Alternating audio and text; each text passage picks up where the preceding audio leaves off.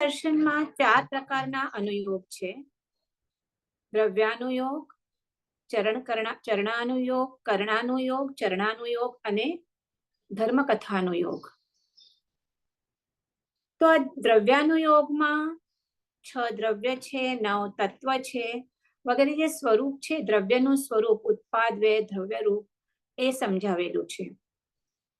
કર્ણાનુયોગમાં કર્મ છે, ફિલોસોફી છે એ સમજાવી છે.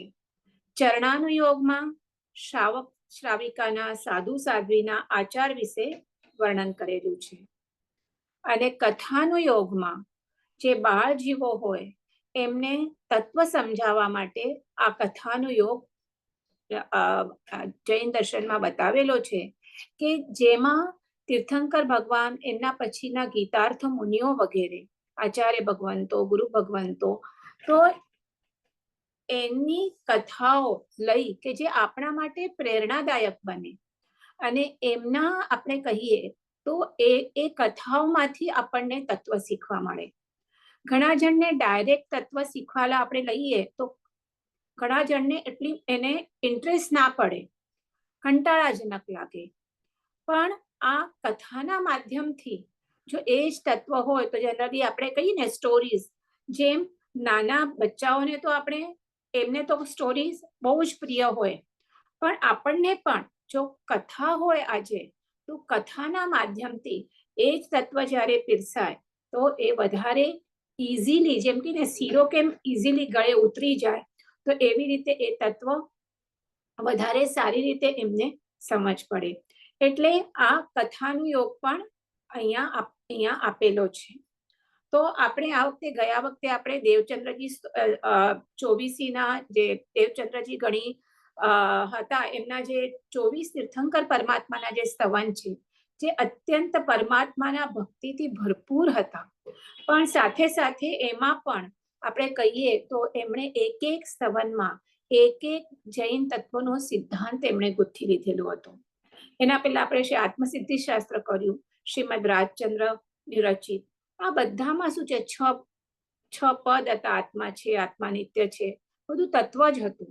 હવે આપણે જે આ વિષય લીધો છે તો એમાં આપણે તીર્થંકર પરમાત્માથી કરીને, પ્રથમ તીર્થંકર ઋષભદેવથી કરી અને પછી એમની સાથે સાથે એમના સંલગ્નથી જે જે મુનિઓ આવે છે, જે પણ મુનિઓ હોય કે સાધુ ભગવંતો, સાધ્વી ભગવંતો જે પણ હોય કે જેમણે પોતાના આત્માનું કલ્યાણ કર્યું છે, તો એમની આપણે કથાઓ આપણે લેશું અને સાથે સાથે થોડું થોડું, બહુ નહીં પણ થોડું થોડું જે જૈન દર્શન છે એ પણ આપણે સમજતા જશું. તો વી વિલ સ્ટાર્ટ વિથ આ અવસરપણિકના પ્રથમ તીર્થંકર કોણ છે? ઋષભદેવ ભગવાન. ત્યાંથી આપણે સ્ટાર્ટ કરશું. તો મેં પહેલા બોલી કે આ અવસરપીણી કાળના, તો અવસરપીણી કાળ શું છે? તો અનંતા કાળચક્ર વીતી ગયા છે, કાળચક્ર ચાલી રહ્યા છે. તો કાળચક્ર શું હોય? કાળચક્ર એટલે 20 સાગરોપમ સમય છે, 20 સાગરોપમનો કાળ હોય છે. એમાં એક ઉત્સર્પિણી કાળ આવે અને એક અવસરપિણી કાળ આવે. દરેક ઉત્સર્પિણી કાળ 10 આરાનો હોય, અવસરપિણી કાળ 10 આરાનો હોય, ટોટલ 20 આરાનો આ એક કાળચક્ર હોય છે. ઉત્સર્પિણી કાળ એટલે એમાં જે જીવો છે એમનું આયુષ્ય છે, એમનું બળ છે, વીર્ય છે, બેઝિકલી બધું વધતું જાય. ઉત્સર્પિણી એટલે વધતું જાય અને અવસરપિણી કાળ એટલે ઘટતું જાય. એમનું જે પુણ્ય છે એ બધું શું થાય? ઘટતું જાય અવસરપિણી કાળમાં. અને આ હમણાં જ આપણે જે ચાલુ છે એ કયો છે? અવસરપિણી કાળ છે. બરાબર. હવે આ અવસરપિણી કાળમાં 63 શલાકા પુરુષો થઈ ગયા. દરેક અવસરપિણી કાળમાં 63 શલાકા પુરુષ હોય. એમાં કોણ કોણ આવે? તો 24 તીર્થંકર ભગવાન આવે, 12 ચક્રવર્તી આવે, 9 વાસુદેવ, 9 પ્રતિવાસુદેવ અને 9 બળદેવ. આ શલાકા પુરુષ એટલે ઉત્તમ પુરુષો હોય. હવે જે આ અવસરપિણી કાળ હમણાં ચાલી રહ્યો છે તો એમાં મેં કીધું એવી રીતે 6 આરા હોય. બરાબર. હવે આ 6 આરા કેવી રીતે હોય? તો હમણાં પંચમ આરો ચાલી રહ્યો છે અને ટોટલ કેવી રીતે છે? 6 આરા હોય. આ ટોટલ કાળ કેટલો છે? 10 ક્રોડા ક્રોડી સાગરોપમ એટલો એક અવસર્પિણી કાળનો સમય હોય. કેટલો? 10 ક્રોડા ક્રોડી સાગરોપમ. અને આ એક અવસર્પિણીનો કાળ અને એક ઉત્સર્પિણીનો કાળ, બીજો 10 ક્રોડા ક્રોડી સાગરોપમ. ટોટલ એક કાળચક્ર 20 ક્રોડા ક્રોડી સાગરોપમ હોય છે. હવે આ સાગરોપમ નું આપણે જોઈએ એ જે પ્રમાણ છે એ એકચ્યુઅલી જોવા જઈએ તો આપણે મગજમાં આવે એવું નથી. બહુ જ અત્યંત લાંબા કાળ છે. આપણને ખબર છે કે 1 સેકન્ડ છે, 60 સેકન્ડ એટલે 1 મિનિટ થઈ, 60 મિનિટ એટલે 1 કલાક થયો, 24 કલાક 1 દિવસ થયો, 15 દિવસ 1 પખવાડિયું, 30 દિવસ 1 મહિનો અને 12 મહિના એટલે 1 વર્ષ. અહીંયા સુધી આપણે ખબર છે. પણ અહીંયા તો કારણ આપણું જે મનુષ્યનું આયુષ્ય છે એ જ મેક્સિમમ આપણે 100 વર્ષનું કહીએ. પણ આપણે હમણાં પણ નારક આયુષ્ય, દેવ આયુષ્ય જોઈએ તો બહુ જ લાંબા હોય છે. અને જે આ પહેલા, બીજા, ત્રીજા આરાના જે મનુષ્ય હતા એમના આયુષ્ય પણ ઘણા લાંબા હતા. એટલે અહીંયા સાગરોપમનો કાળ આપેલો છે. તો હું તમને જસ્ટ સમજાવું, જો કે આપણા મગજમાં આવવાનું નથી, પણ તો પણ હું આમાં સમજાવું છું.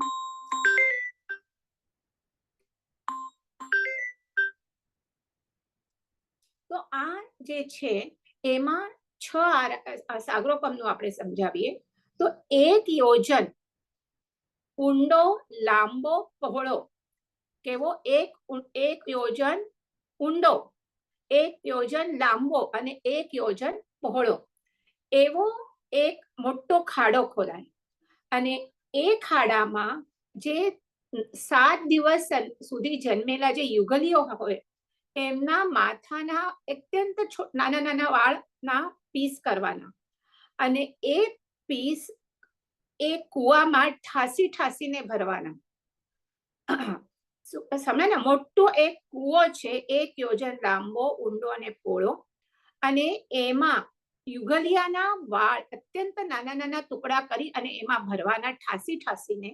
એટલો ઠાસીને ભરવાનું કે એના ઉપર ચક્રવર્તીની સેના ચાલે તો એટલે કેટલું એકદમ દબાઈ જાય.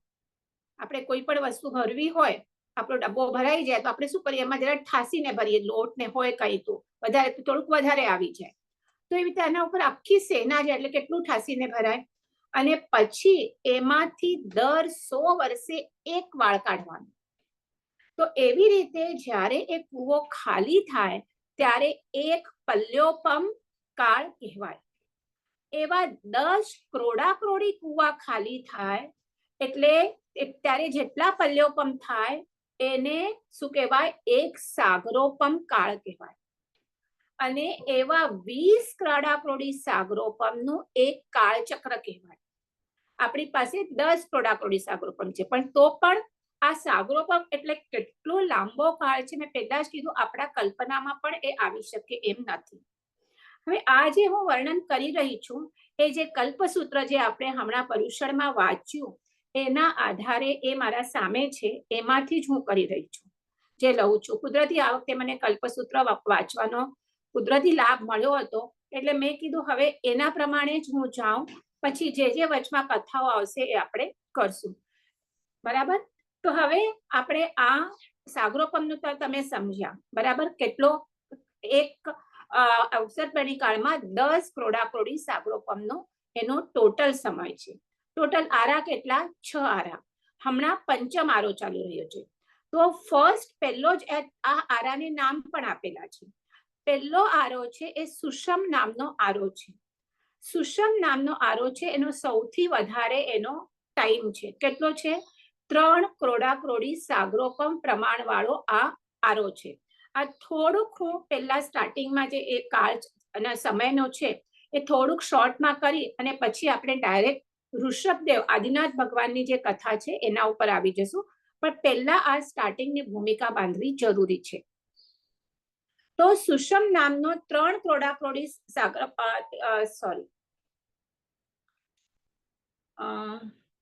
સુષમ 2 પહેલો આરો મિચ્છામી દુક્કડમ.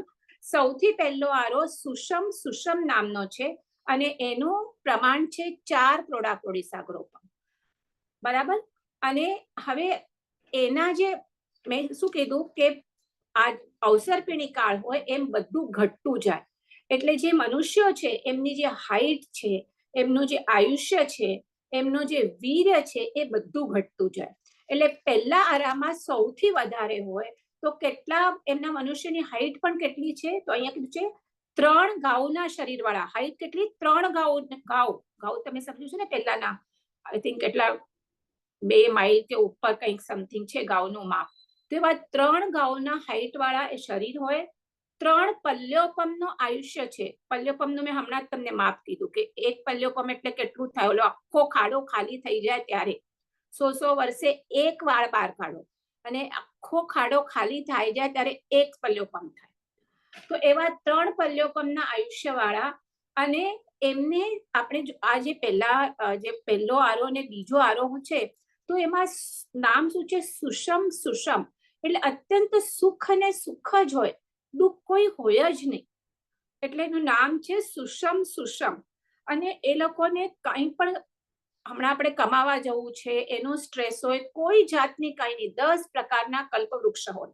એક કલ્પવૃક્ષ સરસ ભોજન આપે, એક સરસ કપડા આપે, એક એન્ટરટેનમેન્ટ આપે, એક બધા વાદ્ય આપે, એક દાગીના આપે, એક કપડા આપે, અલગ અલગ બધું આપે એમને. એટલે કોઈ જાતની એમને ચિંતા ના હોય, અત્યંત તૃપ્ત હોય એ લોકો, અત્યંત સુખી હોય. અને એ ત્યારે કેમ હોય કે એમને આયુષ્યના અંત સમયે તેઓ એક પુત્ર અને એક પુત્રીને જન્મ આપે, એટલે યુગલીય કાળ કહેવાય. આજે પહેલો આરો, બીજો આરો, ત્રીજો આરો યુગલિયા કાળ કહેવાય. યુગલિયા એટલે they just give birth to twins. યુગલિયા એટલે ટ્વિન્સ. એ ટ્વિન્સ એટલે એક પુત્ર અને એક પુત્રી. એ પુત્ર પુત્રી જ મોટા થાય અને જન્મ આપી 49મા દિવસે એ સ્વર્ગે જાય. એ જે પહેલાનું જે યુગલ હોય એ, બરાબર. અને આ જે યુગલ હોય એ જ મોટું થાય અને પછી એ જ પતિ પત્ની તરીકે રહે. પાછું એમના આયુષ્યના અંતે એ પાછા એક યુગલને જન્મ આપે અને 49મા દિવસે એ મૃત્યુ પામે. તો આવી રીતે આ પહેલો આરો ચાલતો હતો, બરાબર. હવે અમે કીધું એવી રીતે હવે આ થયો પહેલો આરો. હવે અવસર્પિણી કાળ છે એટલે આ જે સુખ છે એ શું થશે? હવે ઘટતું જશે. એટલે પહેલા આરાનું નામ હતું સુષમ. સુષમ. બીજા આરાનું નામ છે સુષમ. સુખ તો છે એટલે દુઃખ નથી, પણ જે 2 સુષમ સુષમ હતું એ હવે એક સુષમ થઈ ગયું. એનું જે કાળ છે એ કેટલું છે? 3 ક્રોડાક્રોડી સાગરોપમ. પહેલા આરાનો કાળ હતો 4 ક્રોડાક્રોડી સાગરોપમ. બીજા આરાનો કાળ છે 3 ક્રોડાક્રોડી સાગરોપમ, કારણ હવે બધું ઘટતું જશે. એમના પહેલા આરાના મનુષ્ય હતા 3 ગાઉના શરીર વાળા. બીજા આયુષ્યના મનુષ્યના હાઈટ કેટલી છે? 2 ગાઉના શરીર પ્રમાણ વાળા. 2 પલ્યોપમના આયુષ્ય. ત્યાં 3 પલ્યોપમનું આયુષ્ય હતું, હવે કેટલું થયું? 2 પલ્યોપમનું આયુષ્ય, બરાબર. અને એ પણ સેમ જેવી રીતે પહેલા આરામાં જેમ યુગલિયા 10 કલ્પવૃક્ષ વગેરે હોય છે, સેમ એવી જ વ્યવસ્થા બીજા આરામાં પણ હોય છે, પણ થોડુંક એમનું આયુષ્ય, એમનું વીર્ય વગેરે ઘટતું જાય છે. પછી આવ્યું ત્રીજો આરો. ત્રીજો આરો કયો છે? એનું નામ છે સુષમ દુષમ. એટલે હવે થોડુંક દુઃખનું એન્ટ્રી થઈ છે. સુષમ સાથે દુષમ પણ આવ્યું છે, પણ તો પણ એનું પ્રમાણ કેટલું છે આરાનું? તો 2 ક્રોડાક્રોડી સાગરોપમ, ત્રીજો આરો. અને એમના જે મનુષ્ય હોય એક ગાઉના એમનો હોય છે, એક ગાઉનો હોય છે, અને એક પલ્યોપમ આયુષ્ય હોય છે, એક ગાઉની હાઈટ હોય છે. હવે સેમ એમાં પણ હજી હમણાં એવું જ છે એમાં કે એક પુત્ર પુત્રી જે જન્મે છે, યુગલિયા જન્મે છે અને એ મોટા થાય છે. એક અંતે, આયુષ્યના અંતે પાછા એક ટ્વિન્સને જન્મ આપી અને એ મૃત્યુ પામે છે. હવે આ ત્રીજા આરામાં હવે આપણે જે તીર્થંકર ભગવાન છે, ઋષભદેવ ભગવાન, એમનો જન્મ ક્યારે થયો છે? તો ત્રીજા આરાના અંતે, બરાબર. ત્રીજા આરાના અંતે આ એક તીર્થંકર અને એક ચક્રવર્તીનો જન્મ થાય છે. બાકીના બધા જે 63 શલાકા પુરુષ હોય એ ક્યારે જન્મે છે? તો ચોથા આરામાં જ હોય છે. પાંચમા આરામાં કોઈ નથી હોતું. જે હમણાં ચાલુ છે 21,000 વર્ષનું છે માત્ર. આ જુઓ કેટલા મોટા મોટા છે. એના કમ્પેરિઝનમાં આ પંચમ આરો કેવળ 21,000 વર્ષનો છે અને છઠ્ઠો આરો એ પણ કેવળ 21,000 વર્ષનો છે. તો આપણે અહીંયા આવ્યા ત્રીજા આરામાં. પહેલા તો ત્રીજા આરામાં પ્રથમ તીર્થંકરનો જન્મ થાય છે. પેલા જે 6 આરાનું જે પ્રમાણ છે એ કમ્પ્લીટ કરી અને પછી ઋષભદેવ ભગવાન પર આવીએ. તો હવે ત્રીજા આરાનું નામ શું? સુષમ દુષમ.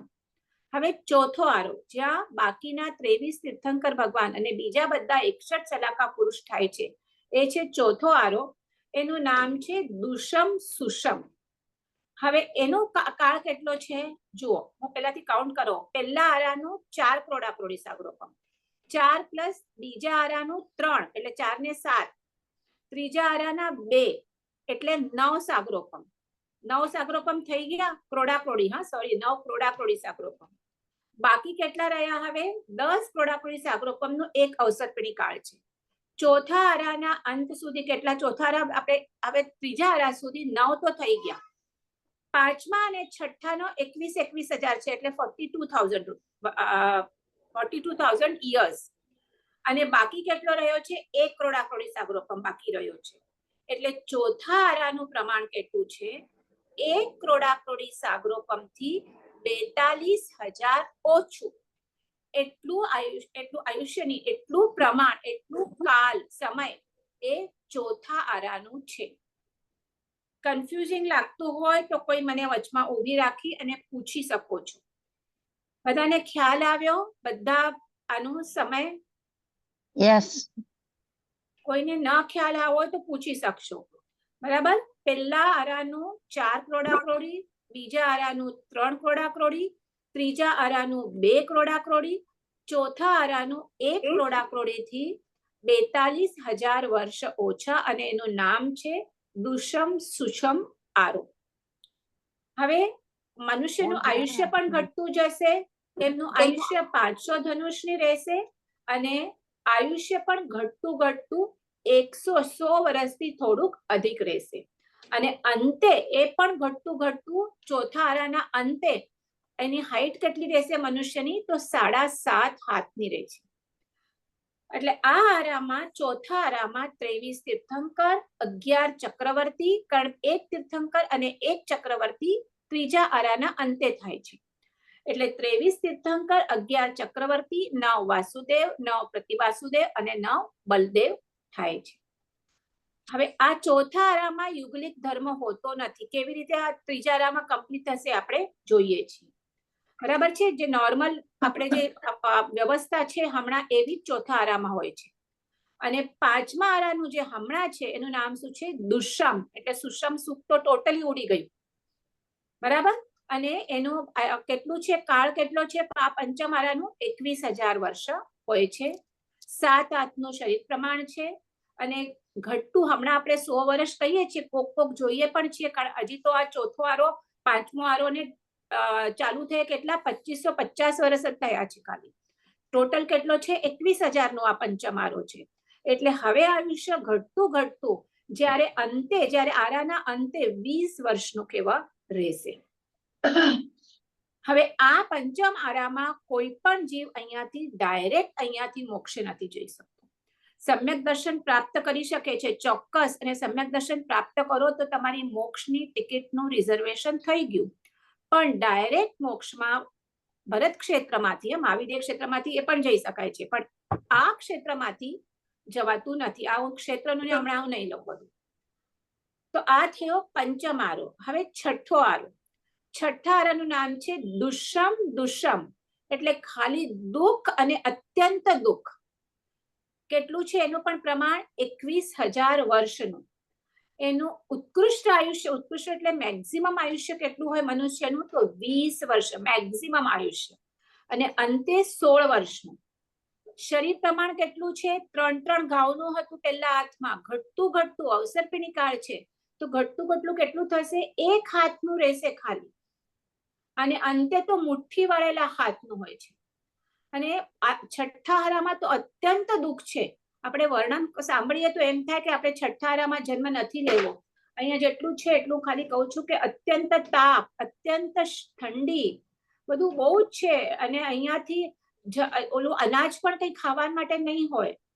અંદર નદીમાં જે માછલી વગેરે હોય એને જ એટલી ગરમી હોય કે એ તાપથી સુકાઈ જાય અને એનો જ આહાર કરે. એટલે આપણે જોઈએ છઠ્ઠા હારાનું વર્ણન, આપણે હમણાં વિષય નથી, પણ આપણે એમ થાય કે બહુ જ દુઃખ, બધું દુઃખમય હોય છે. જ્યારે આ પતિ છે અને પછી પાછો જ્યારે ઉત્સર્પિણી કાળ ચાલુ થશે તો પાછો સેમ છઠ્ઠા આરા જેવો પહેલો આરો હશે, આપણો જે હમણાં પાંચમો આરો છે એવો ઉત્સર્પિણી કાળનો બીજો આરો હશે, આપણો જે ચોથો આરો હતો એવો ત્રીજો આરો હશે. એટલે આવી રીતે બધું પછી વધતું જશે. It will start from દુષમ દુષમ દુષમ દુષમ સુષમ સુષમ દુષમ સુષમ અને સુષમ સુષમ, એવી રીતે વધતું જશે. બરાબર. તો હવે આ થયું આપણું પહેલા જે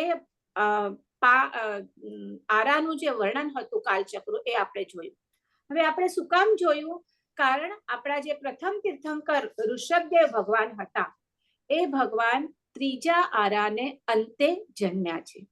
મેં ત્રીજો આરો કીધું એટલે કેટલો લાંબો છે, બરાબર છે? કેટલા ક્રોડા ક્રોડી, 2 ક્રોડા ક્રોડી સાગરોપમનો ત્રીજો આરો, સચ અ હ્યુજ આપણે કહીએ એનું પ્રમાણ.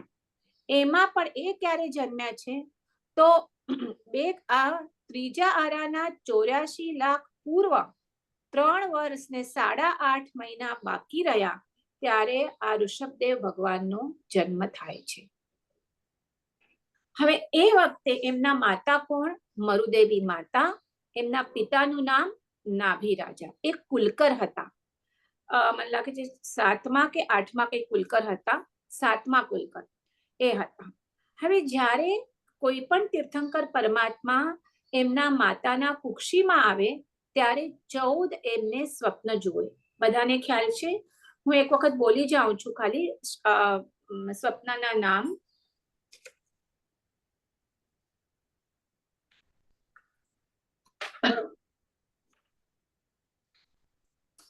અહીંયાથી બોલું છું. વૃષભ, હાથી, સિંહ, લક્ષ્મી દેવી, ફૂલની માળા, ચંદ્ર, સૂર્ય, ઇન્દ્રધ્વજ અથવા તો ધર્મનો ધ્વજ, અમૃત કુંભ, પદ્મ સરોવર, ક્ષીર સમુદ્ર, દેવ વિમાન, રત્ન રાશિ અને નિર્ધૂમ અગ્નિ. આપણે હમણાં તો બધા 14 સ્વપ્ન પણ પર્યુષણમાં ઉતરાવીએ છીએ એટલે બધાને ખ્યાલ હશે. હવે એમાં મને ખાલી કહેવાનું એટલું જ છે કે ઋષભદેવની માતાને પ્રથમ સ્વપ્નમાં એ ઋષભ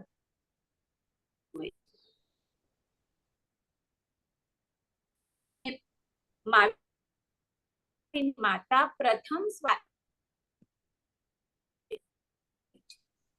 બાકી બીજા બધા સ્વપ્ન સેમ છે. બરાબર છે? તો આ 14 સ્વપ્ન જુએ છે એમની માતા, અને જુએ છે અર્ધ જાગૃત અવસ્થામાં હોય છે, અને જોઈ અને પછી બાજુના શયનખંડમાં જે પોતાના પતિ નાભી કુલકર જે સૂતેલા હોય છે ત્યાં એ જાય છે, એમને ઉઠાડે છે. હવે અહીંયા એક વાત કીધી છે જે મને કલ્પસૂત્રમાં પણ મારા સાહેબે કીધેલી, ખાસ કહેવાનું કે આપણે એમ થાય કે એ બાજુના રૂમમાં જઈને તે ઉઠાડે છે. આપણે કે એમ કેમ ભાઈ, પતિ પત્ની તો એક જ રૂમમાં સૂએ? પણ ના, ત્યારે એ જમાનામાં અબ્રહ્મ કરતા બ્રહ્મચર્યને વધારે મહત્વ અપાતું. એટલે પતિ અને પત્નીના શયનખંડ અલગ રહેતા હતા. એટલે જઈ અને એમને ઉઠાડે છે, એમને પોતાની વાત કહે છે કે મને આવી રીતે સ્વપ્ન આવ્યા છે. ત્યારે મહાવીર સ્વામીનું આપણે જ્યારે સ્ટોરી જોઈએ જ્યારે જોશું ત્યારે બીજા દિવસે સિદ્ધાર્થ રાજા એ સ્વપ્ન સાંભળી અને સ્વપ્ન પાઠકોને બોલાવી અને એમનો અર્થ પૂછે છે વગેરે આખી સ્ટોરી આવે છે. પણ આ જ્યારે ઋષભદેવ હતા, જ્યારે નાભી રાજા હતા, સોરી રાજા નહોતા, કુલકર હતા. પ્રથમ રાજા તો ઋષભદેવ જ થશે. તો એ ત્યારે સ્વપ્ન પાઠક તો હતા નહીં, એટલે પોતે જ આટલા શુભ સ્વપ્નો એ પણ સમજે કે શુભ સ્વપ્ન છે, અને એમના બુદ્ધિ પ્રમાણે એટલું તો એમને ખ્યાલ આવે છે કે ઉત્તમ મારી પત્ની એટલે મરુદેવી ઉત્તમ પુત્રને જન્મ આપશે. બરાબર. હવે આવી અને એમનો જન્મ થાય છે પ્રભુનો. અચ્છા, જ્યારે જન્મ થાય છે કોઈ પણ તીર્થંકર પરમાત્માનો, ત્યારે એ તીર્થંકર પરમાત્મા 5 જ્ઞાન સહિત હોય. ટોટલ જ્ઞાન કેટલા? 5. મતિ, શ્રુત, અવધિ, મનપરે અને કેવળ. 5 જ્ઞાન હોય. એમાંથી 3 જ્ઞાન યુક્ત હોય. મતિ જ્ઞાન, શ્રુત જ્ઞાન અને અવધિ જ્ઞાન 3 જ્ઞાન યુક્ત હોય. અચ્છા, એના પહેલા એક વાત જો તમને હોય ઇન્ટરેસ્ટ તો કહું. જ્યારે તીર્થંકર પરમાત્માને સમ્યક દર્શન પ્રાપ્ત થાય ત્યારથી એમના ભવની ગણતરી થાય. જેમ કે આપણે બધાને એટલું ખ્યાલ છે કે મહાવીર સ્વામીના 27 ભવ છે. તો ખાલી 27 ભવ જ હોય? અનંતા ભવ તો હોય. 27 ભવ ખાલી ના હોય તો આ ભવની ગણતરી ક્યારથી ચાલુ થાય? કે જ્યારથી સમ્યક દર્શનની પ્રાપ્તિ થાય. મેં પેલા કીધું એવી રીતે સમ્યક દર્શન પ્રાપ્ત થાય એટલે તમારું મોક્ષ ફિક્સ. બરાબર છે. પછી તમે એ સમ્યક દર્શન પ્રાપ્ત થયા પછી તમે કેટલા સાધના કરો છો, કેટલો પુરુષાર્થ કરો છો, એના ઉપરથી તમને ક્યારે મોક્ષ થશે. પણ હવે તમારું જે તમે અનંત કાળથી આ ભવચક્રમાં જે ફરી રહ્યા છો એ તો ચોક્કસ બંધ થઈ જશે. તમને પ્રાપ્ત તો થશે જ. તો આ જે શું કહેવાય તીર્થંકર પરમાત્માની જે ભાવ ગણતરી હોય છે એ એમને જ્યારે સમ્યક દર્શન પ્રાપ્ત થાય છે ત્યારે એમને થાય છે. તો જેમ મહાવીર સ્વામીના 27 ભાવ કીધા એવી જ રીતે ઋષભદેવ ભગવાનને 13 ભાવનું વર્ણન છે. આપણે વેરી શોર્ટમાં જસ્ટ જોઈ લઈએ. પ્રથમ ભાવમાં એ જંબુદ્વીપના માવિદેય ક્ષેત્રમાં ધન નામે સાર્થવા હતા. હજી અમને ત્યારે પ્રાપ્ત થયું નથી સમ્યક દર્શન, ત્યારની આ વાત છે. સાર્થવાહ એટલે લાઈક વેપારી. ત્યારે એક ગામથી બીજા ગામે એ લોકો જાય, બધું કરિયાણું વગેરે ભરી અને ત્યાં જઈને વેચે, ત્યાં નફો કરે, ત્યાંથી પછી અહીંયા લઈ આવે પોતાના ગામમાં અને અહીંયા આવીને એ વસ્તુ વેચે અને વન કાઇન્ડ ઓફ બિઝનેસ. તો એમણે એમના મોટા મોટા સાર્થ જાય ત્યારે તો રસ્તા પણ બધા વચમાં ચોર ડાકુ આવે, એટલા દે વર નોટ સેફ. એટલે એમની સાથે પણ ઘણા બધા જાય. તો કોઈ મુનિ પણ એમના સાર્થમાં સાથે હતા. તો ત્યાં એક આચાર્ય ધર્મગોસુરી હતા. એમના સાધુઓને એમણે અત્યંત ભાવથી દાન આપ્યું અને ત્યારે ધર્મગોસુરીએ એમને પ્રતિબોધ આપ્યો અને એ પ્રતિબોધથી એમણે સમ્યક દર્શન પ્રાપ્ત કર્યું. કયા? આ ધન નામના સાર્થવાહના ભાવમાં. બરાબર. બીજા ભાવમાં એ ઉત્તર પૂર્વમાં યુગલિયા તરીકે જન્મ્યા. ત્રીજા ભાવમાં પ્રથમ દેવળા, એટલે હવે એમના 13 ભાવ કાઉન્ટ કરાય છે. એ ખાલી હું વાંચું છું. આપણે એની સાથે બીજી આગળ જે પણ સ્ટોરી આવશે એ કહેતા જશું, પણ સાથે સાથે જે આનો પ્રવાહ છે કથાનો એ પણ એની સાથે સાથે આપણે લેશું. તો ત્રીજા ભાવમાં પ્રથમ દેવલોકમાં દેવ થયા. ચોથા ભાવમાં જંબુદ્વીપમાં માવિદેય ક્ષેત્રમાં મહાબલ નામને રાજા થયા. પાછા પાંચમા ભાવમાં લલિતાંગ નામે દેવ થયા. છઠ્ઠા ભાવમાં જંબુદ્વીપમાં માવિદેય ક્ષેત્રમાં પાછા લોહારગલ નગરમાં રાજા થયા.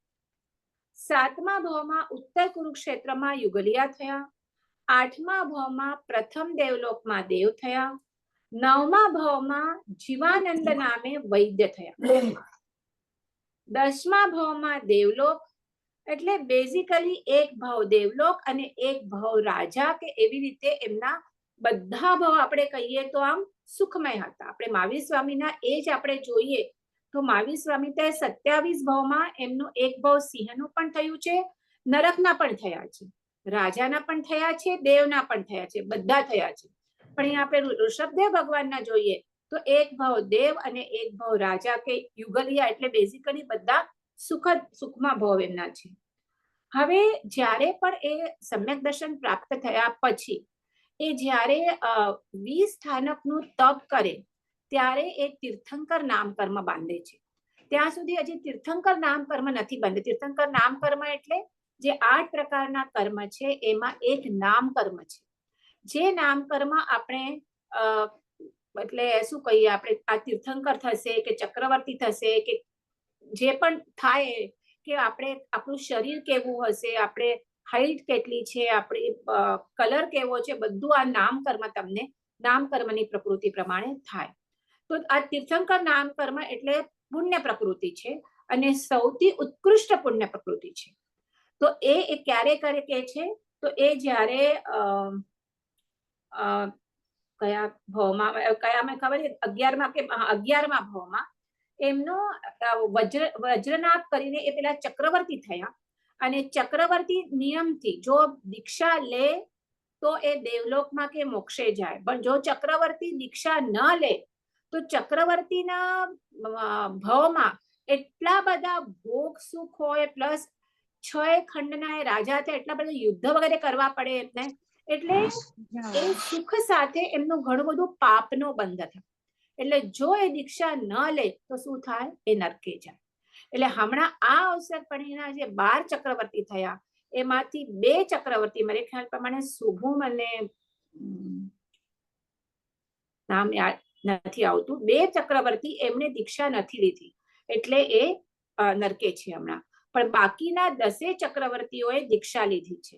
અને એમાં પણ તમને ખ્યાલ હોય તો એ 10 ચક્રવર્તીમાંથી શાંતિનાથ, કુંતુનાથ અને અરનાથ આ ત્રણેય તીર્થંકર ભગવાન ચક્રવર્તી પણ હતા અને તીર્થંકર પણ થયા છે.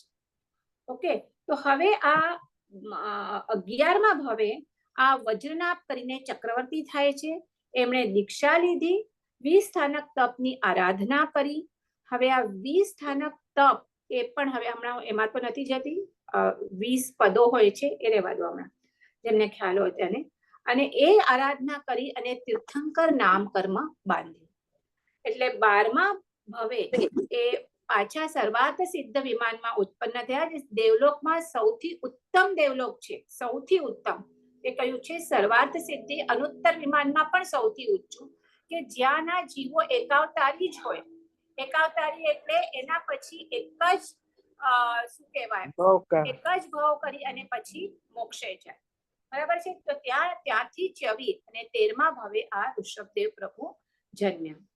હવે જ્યારે ઋષભદેવ જન્મ્યા ત્યાર સુધી હજી યુગલિયા કાળ હતો, ચાલુ હતો. એટલે એ જે નાભી રાજા અને એમના વરુદેવી માતા અને એમના આ યુગલિયા એટલે એ અને સુમંગલા એમ 2 જણા જન્મે છે યુગલિયા કરીને. હવે એક વખત શું થાય છે, હવે આ આસ્તે આસ્તે કલ્પવૃક્ષ પણ ડિમિનિશ થવા લાગ્યા. કારણ આ જે કાળ છે એ 3જા આરાનો અંત છે અને આ કલ્પવૃક્ષ 3જા આરા સુધી જ હોય છે, પછી કલ્પવૃક્ષ હોતા નથી. અને પછી આજે યુગલિયા કાળ કહેવાય, એટલે એક જ પુત્ર અને એક જ પુત્રી તરીકે જન્મે, મોટા થાય, પતિ પત્ની તરીકે રહે, ધેટ ઇઝ યુગલિયા કાળ. તો એ પણ હવે રહેતો નથી. એટલે શું થાય છે, એક વખત આ બધા યુગલિયા રમતા હોય છે ત્યારે ઋષભદેવ સાથે બીજું એક કપલ હોય છે, કપલ એટલે યુગલી હોય, એના માથા ઉપર તાડના ઝાડ નીચે રમતા હોય છે અને એમના માથા ઉપર એ તાડના ઝાડનું ફળ પડે છે અને એમાં જે પુત્ર, જે બેન હોય છે એ મરી જાય છે.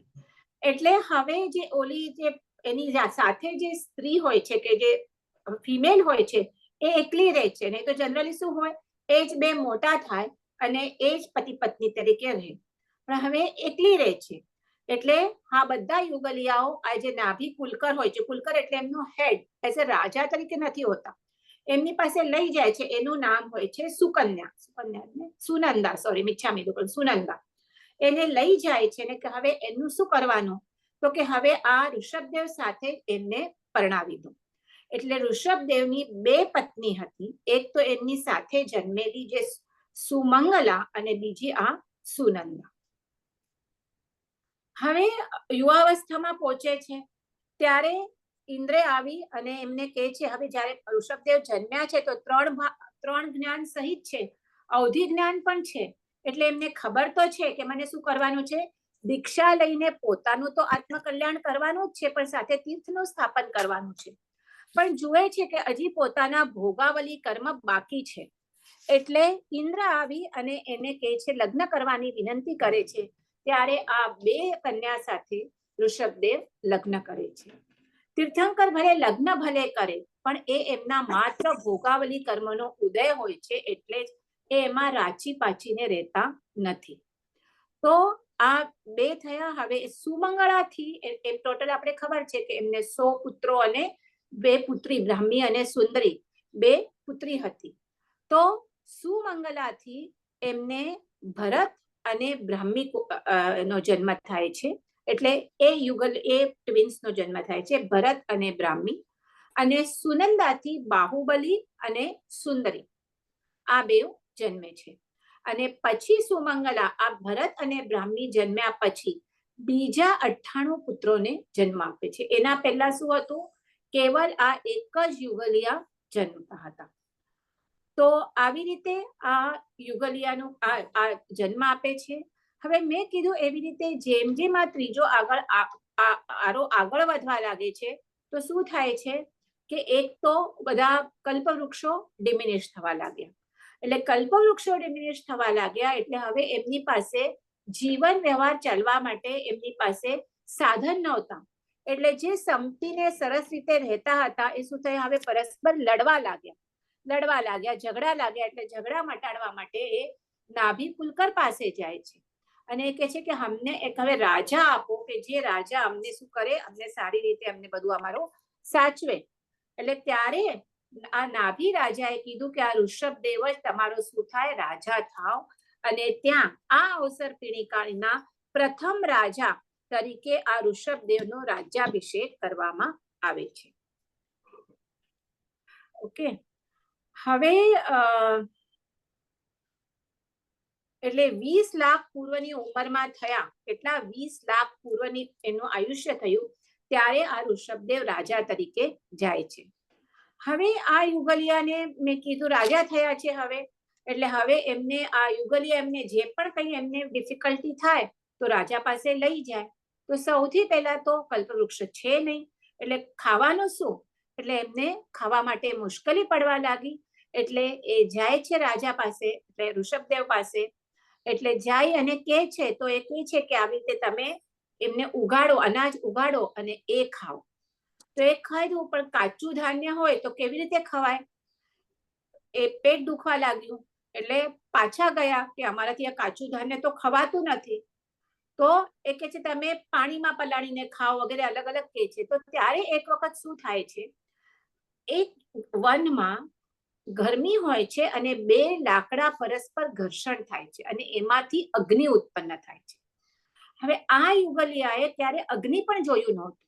એટલે એમને થાય છે કે અગ્નિ શું થયું કે કોઈ રાક્ષસ પેદા થયું છે, બરાબર છે, અને બધી વસ્તુઓને ખાઈ જાય છે.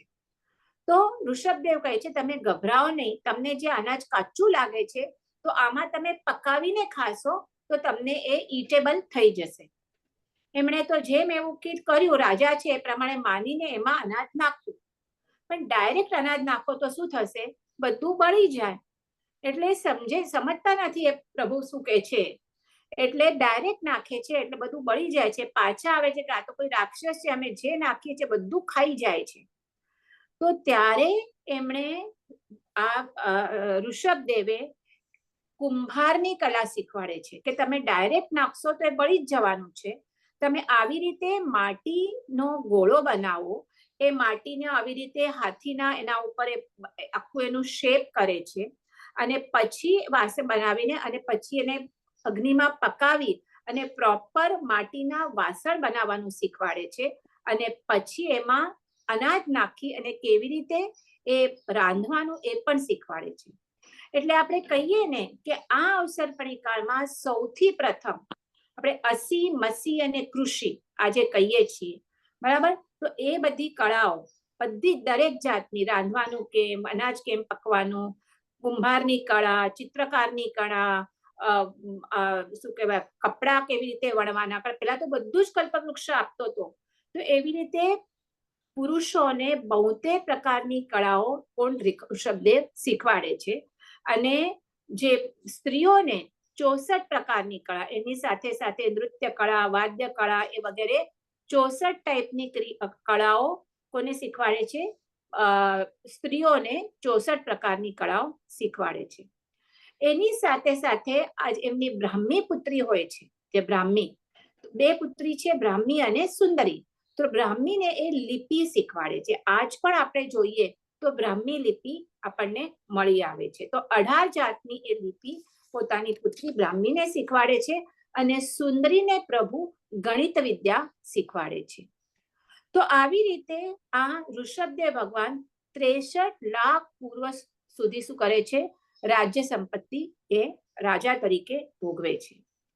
પછી એના પછી એક આચાર છે કે જ્યારે એમનું દીક્ષા લેવાનો કાળ આવે ત્યારે દેવલોકમાં જે લોકાંતિક દેવો હોય એ આવી અને પ્રભુને કહે કે હવે તમે દીક્ષા લો, પોતાનું આત્મકલ્યાણ કરો અને પછી કેવળ જ્ઞાન પામી અને શું કરો? તીર્થનું પ્રવર્તન કરો. તીર્થનું પ્રવર્તન એટલે સાધુ, સાધ્વી, શ્રાવક અને શ્રાવિકા. તો આવી રીતે ચતુર્વિધ સંઘનું તમે પ્રવર્તન કરો.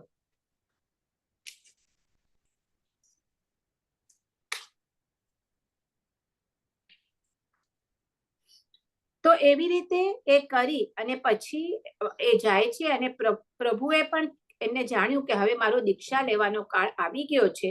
એટલે શું કરે છે? પોતાના જે બધું આખું રાજ્ય હોય છે એ બધા પુત્રોમાં વેચી આપે છે.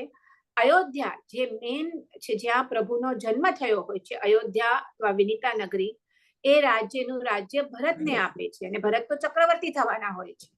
એની બાજુમાં તક્ષશિલા હોય છે, એ તક્ષશિલાનું રાજ્ય પોતાના બીજા પુત્ર બાહુબલીને આપે છે અને બીજા પણ બધા રાજ્ય પોતાના 98 પુત્રોમાં વેચી આપે છે અને 1 વર્ષ સુધી વર્ષીદાન કરે છે.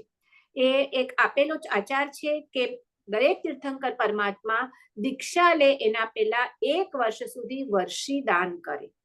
અને દેવો પણ ક્યાં જ્યાં બધા દાટેલું, પેલાના જમાનામાં બેંક ને નહોતી ને, તમારી પાસે બહુ બધું શું કહેવાય, સોનું, રૂપું કે જે પણ પૈસા, સુવર્ણ મોહરો વગેરે હોય તો તમે ક્યાં રાખો? તો એ જમીનમાં દાટીને રાખતા. અને પછી જેણે દાટ્યું છે, સપોઝ મૃત્યુ પામ્યું, તો બીજાને ખબર નથી ક્યાં, તો એમને એમ ત્યાં જ પડ્યું હોય. તો આવું બધું જે દ્રવ્ય હતું દાટેલું જમીનમાં, એ બધા દેવોને તો ખબર પડે એટલે દેવો લાવી અને ત્યાં પ્રભુ પાસે આપતા અને એ તીર્થંકર જે થવાના હોય એ 1 વર્ષ સુધી કન્ટિન્યુઅસ દાન આપે અને એના ઉપરથી જ આ વર્ષીદાન ઉપરથી જ જ્યારે આજે પણ દીક્ષા લે ત્યારે જે વર્ષીદાનની જે પરંપરા આપણે એક છે, તો આના ઉપરથી એ આવેલી છે. હવે પ્રભુ દીક્ષા લે છે. દરેક તીર્થંકર પરમાત્માને જ્યારે દીક્ષા લે ત્યારે ચોથું મનઃપર્ય જ્ઞાન ઉત્પન્ન થાય છે. 3 જ્ઞાન તો જન્મથી હોય છે અને ચોથું જ્ઞાન મનઃપર્ય જ્ઞાન દીક્ષા લે ત્યારે ઉત્પન્ન થાય છે. પ્રભુ દીક્ષા લે છે ત્યારે પ્રભુની સાથે ટોટલ 4000 મનુષ્યો પણ દીક્ષા લે છે. અને આપણે ખબર છે કે જ્યારે પંચ મહાવ્રતધારી ગ્રહણ કરે, સંયમ ગ્રહણ કરે દીક્ષા, ત્યારે શું હોય? લોચ કરે. આજના દિવસ સુધી પણ, ત્યારથી ચાલુ થયેલો હજી સુધી પણ આ લોચ સાધુ સાધ્વીમાં હજી પણ ચાલુ છે. પણ જ્યારે હમણાં આપણે દીક્ષા લઈએ ત્યારે શું કરીએ? ત્યારે લોચ નથી કરતા, ત્યારે આવી અને એની પાસે કટ કરી જાય એટલે કરી જાય. પણ ત્યારે જે તીર્થંકર પરમાત્મા લોક કરે એ પંચમુષ્ટિ કરે, એટલે 5 મુઠ્ઠીમાં એ પોતાના બધા વાળ કાઢી નાખે.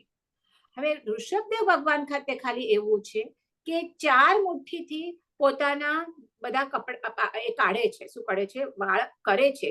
અને 5મા મુઠ્ઠીથી થોડાક બાકી હોય છે એ કાઢવા જાય છે. ત્યાં ઇન્દ્ર આવીને કહે છે કે ભગવાન આટલા વાળ તમે રહેવા દો.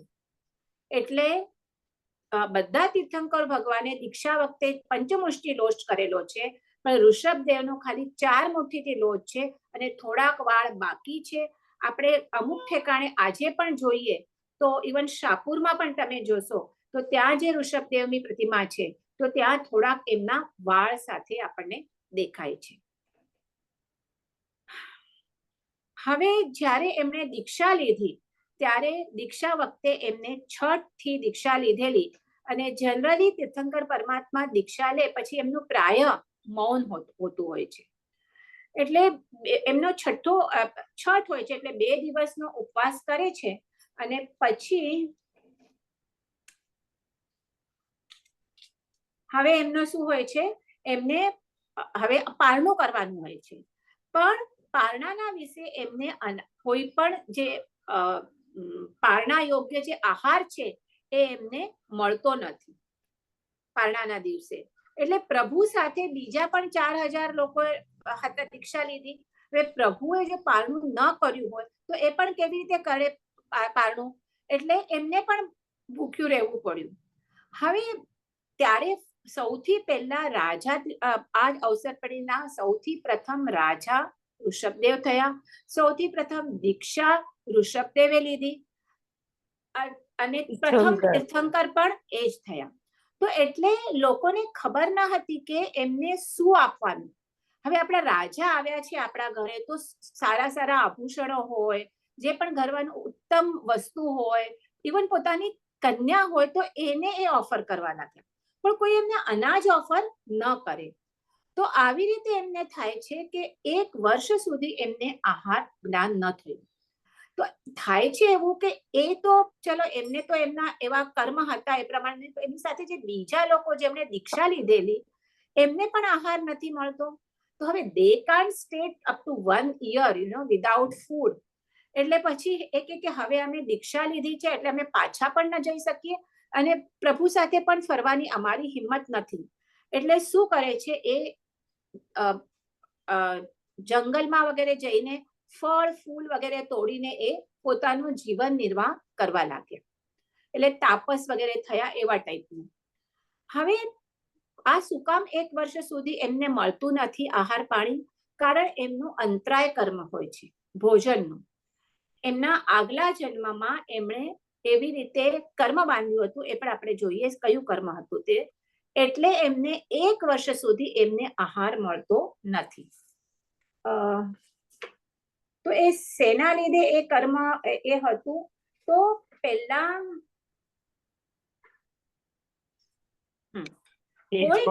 કોઈક ભાવમાં એ એક શેઠ હતા અને એની પાસે એનું કામ શું હતું કે જે બળદ હોય એ બળદથી જે જુવાર ઉગે ને એ જુવારને એ ફેરવે, એટલે જે જુવાર ઉપર જે એનો કચરો હોય એ કચરો અને જુવાર છૂટો પડે. રાઉન્ડ રાઉન્ડ ઓલા ફરાવે ગોલ ગોલ અને એના ઉપર એ જે જુવારના કણક કે ને ઓલા જુવારના ભૂટ્ટા એના ઉપર ફરાવે. હવે થતું તો એવું કે જ્યારે એ જુવાર ઉપર ઓલા બળદોને ફરાવે તો ઓબ્વિયસલી બળદ તો ઓલો જુવાર ખાવા માટે મોઢું નાખે, તો એને મારવા લાગે, કારણ બધું જુવાર ખરાબ કરે. એક મુનિ ભગવાન ત્યાં આવે છે અને ના કોઈ મુનિ ભગવાન નહીં, એ જે કડબી મારતો હતો તો એક કોઈ શેઠ આવે છે અને શેઠને દયા આવે છે કે તું એમને આટલું બધું માર નહીં, તને આ જ પ્રોબ્લેમ છે ને, એ જુવારમાં મોઢું નાખે છે, તું એક કામ કર એના મોઢામાં તું સિક્કું બાંધી નાખ તો એ નહીં ખાઈ શકે. તો કે સારું. સિક્કું બાંધે છે પણ એ સાંજના જ્યારે બધું પતી જાય છે ને જ્યારે હવે બળદોને રેસ્ટનો ટાઈમ હોય ત્યારે સિક્કું છોડવાનું ભૂલી જાય છે. જાણી જોઈને નથી કરતો એ કણબી, ભૂલી જાય છે. ભૂલી જાય છે એટલે એ એમને આહાર તો નાખે છે પણ મોઢા પર સિક્કું બાંધેલું હોવાથી એ જે બળદ હોય છે એ 12 કલાક 12 પહોર માટે એમને નથી આહાર મળતો ખાઈ શકતા કે નથી પાણી પી શકતા. તો એ જે એમને કર્મ બાંધે છે આ કણબી, આ 12 કલાક સુધી બળદને આહાર પાણી નથી મળતા, એ કર્મ એમનું આ જન્મમાં એટલે ઋષભદેવના જન્મમાં ઉદય આવે છે. એટલે અહીંયા ઉદયમાં આવે છે એને 12 પહોરના બદલે એમને 12 મહિના સુધી આહાર પાણીનો જોગ થતો નથી. એટલે જૈન ફિલોસોફી જે કર્મ ફિલોસોફી છે કે ઇવન તીર્થંકરનો પણ જીવ હોય, કોઈ પણ જીવ હોય, પણ તમે જે પ્રમાણે કર્મ બાંધ્યું છે એ કર્મ એ પ્રમાણે ઉદયમાં આવશે જ.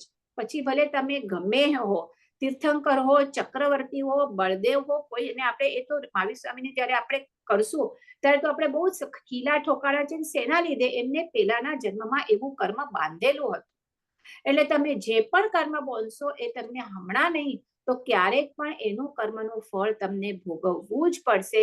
એટલે આ ફિલોસોફી આપણે કર્મ પહેલા ઋષભદેવ ભગવાનના કથાથી જ આપણને જાણવા મળે છે.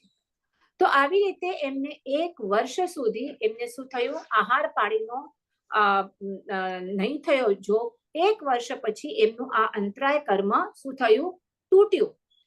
તૂટ્યું એટલે જે ભરત રાજા હતા એમના પુત્ર ભરત કે બાહુબલીના ભરતના આઈ થિંક એમના પુત્ર નહીં બાહુબલીના મિચ્છામી દુક્કડમ એ વિહાર કરતા કરતા હસ્તિનાપુરમાં આવ્યા અયોધ્યાથી. હવે આ હસ્તિનાપુરમાં બાહુબલીના પુત્ર સોમપ્રભ રાજા હતા અને આ સોમપ્રભ રાજાના શ્રેયાસ કુમાર નામે પુત્ર હતા એટલે એમના સુધી ગ્રાન્ડસન થયા. એમણે સ્વપ્નમાં આગલી રાતે સ્વપ્નમાં જોયું શ્રેયાસ કુમારે ક્યારે આ જ્યારે ઋષભદેવ ત્યાં વિહાર કરતા કરતા હસ્તિનાપુર પહોંચે છે એના આગલી રાતે આ શ્રેયાસ કુમાર જુએ છે કે મેરુ પર્વત શ્યામ થઈ ગયો છે અને પોતે અમૃત કુંભ વિદે એને અભિષેક કરી અને સાફ કરી રહ્યો છે. પછી ત્યાંના એક નગર શેઠ હોય છે સુબુદ્ધિ, એને પણ એવું સ્વપ્ન આવે છે કે સૂર્યમંડળના બધા કિરણો ખરી પડ્યા છે અને શ્રેયાસ કુમાર એ સૂર્યમંડળને પાછો જોડી દે છે. પછી તેના રાજાને સ્વપ્ન આવ્યું કે આ શ્રેયાસ કુમાર કોઈ યુદ્ધમાં જાય છે અને શત્રુના સાથે લડતા લડતા કોઈ મહાપુરુષના સહાયથી ત્યાં પણ એ વિજય મેળવે છે. એટલે બધા લોકોને જનરલી શ્રેયાસ કુમારના હાથે બીજા દિવસે કંઈ પણ સુકૃત્ય થવાનું છે એવું સ્વપ્ન આવે છે. હવે બીજા દિવસે શ્રેયાસ કુમાર પોતાના ગોખલામાં મહેલના ગોખલામાં બેઠા હોય છે અને ત્યાં એ ઋષભદેવ પ્રભુ વિહાર કરતા કરતા ત્યાંથી આવે છે અને ત્યારે એમણે સાંભળ્યું કે પ્રભુ કંઈ લેતા નથી. બધા ઠેકાણે જ્યાં ત્યાં બધા બધું ઓફર કરે પણ અનાજ એમને જે સૂઝતું આહાર પાણી છે કોઈ એમના અંતરાય કર્મના લીધે એમને કોઈ ઓફર નહોતું કરતું, હોરાતું નહોતું હતું એટલે આગળ જતા હતા. તો એ એવું સાંભળે છે અને ત્યાં એમને જોવા લાગે છે અને પોતે વિચારમાં ચડે છે અને ત્યાં આ શ્રેયાસ કુમારને જાતિ સ્મરણ જ્ઞાન થાય છે. અને શું થાય છે જ્ઞાનમાં કે હું પૂર્વ ભાવમાં પ્રભુનો સારથી હતો. પ્રભુ વજ્રનાભ નામે ચક્રવર્તી હતા. આપણે જોયું આપણે હમણાં કે 11મા ભાવમાં એ ચક્રવર્તી હતા અને એમના આ ચક્રવર્તીના આ શ્રેયાસ કુમાર શું હતા? સારથી હતા. અને પ્રભુ પછી જ્યારે પ્રભુ આ વજ્રનાભ મુનિ એટલે ચક્રવર્તીએ જ્યારે દીક્ષા લીધી તો એમની સાથે એ સારથીએ પણ દીક્ષા લીધી અને આ વજ્રસે એ એમણે કર્યું. અને એમને મેં સાંભળ્યું હતું ત્યારે જે તીર્થંકર હતા કે આ જે વજ્રનાભનો જીવ ભરત ક્ષેત્રમાં પ્રથમ તીર્થંકર થશે અને આ એ જ પ્રભુ છે જે પ્રથમ તીર્થંકર થવાના છે. અને એ જ સમયે આ શ્રેયાસ કુમાર આ જાતિસ્મરણ જ્ઞાતના ચિંતનમાં ઉતર્યા હતા. તો એ જ સમયે એક માણસ 108 ઘડા શેરડીના રસ ભરેલા ત્યાં લઈ આવે છે અને પ્રભુ એ શ્રેયાસ કુમારને ખ્યાલ આવે છે તો જ્ઞાન થયું છે જાતિસ્મરણ કે આ ઘડાથી પ્રભુ અને આ ચાલશે એટલે નીચે ઉતરે પ્રભુ પાસે જઈ અને કહે છે કે આ તમને સૂઝતો આહાર છે તો તમે આ બોરાવો. અને ત્યારે પ્રભુનો ત્યાં અંતરાય કર્મ જે 12 પ્રહોરનું બળદના જીવમાં બળદના ભાવમાં બાંધેલું જે હતું, બળદના ભાવમાં તો નહીં સોરી ઓલા કણબીના ભાવમાં કે બળદને એને શું કર્યું હોય છે? કણબીનો જીવ હોય છે, બળદે નહોતું બાંધ્યું, એમણે બળદને બાંધી રાખ્યું હોય છે. એટલે એ કર્મ જે હવે શું થાય છે? કમ્પ્લીટ થાય છે. એટલે આ ઇક્ષુ રસથી આ શું કરે છે? શ્રેયાસ કુમાર એમને પારણા કરાવે છે. અને આના ઉપરથી આ એક પછી એક ઘડા એમના હાથમાં ઠાલવવા માંડે છે. બધો ઘડો 108 ઘડાનો રસ એ પ્રભુ આવી રીતે કરપાત્ર કરીને ઉઘાડે અને એક પછી એક ઠાલવવા માંડે. એક બિંદુ પણ નીચે ન પડ્યું અને બધું ત્યાં પારણું કરે છે. એટલે જે આપણું આ તો બધાને ખબર જ છે સ્ટોરી કે જે આપણે વર્ષી તપની આપણે જે હમણાં પ્રથા છે આપણામાં તો એટલી કેપેસિટી નથી કે 1 વર્ષ કન્ટિન્યુઅસ ઉપવાસ કરી શકીએ. પણ એક ઉપવાસ અને પારણું અને પછી છેલ્લે એ 1 વર્ષ પૂરું થાય ત્યારે ઇક્ષુ રસથી જે પારણું કરાય છે તો એના પાછળ આ કથા આપેલી છે. ઓકે, આ પણ આપણી થઈ ગઈ અહીંયા કથા.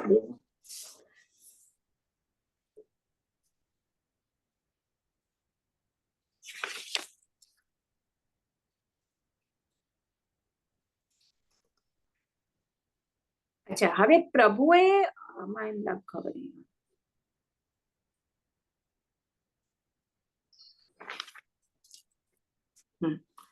હવે આપણી હજી થોડીક સ્ટોરી ચાલશે. હવે આ તો અહીંયા પ્રભુનું પારણું થયું. પ્રભુ શું કરવા લાગ્યા? વિહાર કરવા લાગ્યા એક ઠેકાણેથી બીજા ઠેકાણે. પછી પ્રભુને સાધના કરતા કરતા જ્યારે 4 ઘાતી કર્મનો ક્ષય થયો ત્યારે શું થયું? કેવળ જ્ઞાન, કેવળ દર્શન ઉત્પન્ન થયું. એમણે સમોસરણ રચ્યું અને ઈચ્છામી દુક્કડમ દેવોએ આવીને સમોસરણ રચ્યું અને ત્યાં દઈ અને એ દેશના આપવા લાગ્યા. જ્યારે સમોસરણ રચાય, આપણે ખબર છે તીર્થંકર પરમાત્માના 34 અતિશય ટોટલ હોય. અમુક જન્મથી હોય, અમુક દેવના દીધેલા હોય, અમુક જ્યારે સમોસરણ અષ્ટપ્રાતિહાર્ય વગેરે આપણે ખબર છે. અશોક વૃક્ષ, પુષ્પની વૃષ્ટિ થાય, દુંદુભી થાય વગેરે, જે 8 પ્રકારના, પછી ભામંડલ હોય, 3 છત્ર હોય, આ બધા 8 પ્રાતિહાર્યો જ્યારે તીર્થંકર પરમાત્માની કેવળ જ્ઞાન થતા જે 3 ગઢ વાળા સમોસરની રચના કરે છે દેવો આવીને, તો ઉપરના ગઢ ઉપર, સૌથી ઉપર અશોક વૃક્ષના નીચે પ્રભુ બિરાજે છે. એમનું 4 બાજુ એક પૂર્વાભિમુખ બેસે છે અને સેમ એવી જ પ્રતિકૃતિ દેવો બીજી 3 બાજુ પણ કરે છે. એટલે સમોસરણમાં આખા 4 બાજુ આપણે કહીએ તો પશુઓ, મનુષ્યો, સાધુ સાધ્વી ભગવંતો, કેવળ જ્ઞાની અને ઉપર દેવ, નારકી છોડીને બાકીના 3 ગતિના દેવો શું હોય? સમોસરણમાં હોય અને પ્રભુ દેશના આપે છે. બરાબર છે? દરેક તીર્થંકર પરમાત્માના આવી જ રીતે હોય.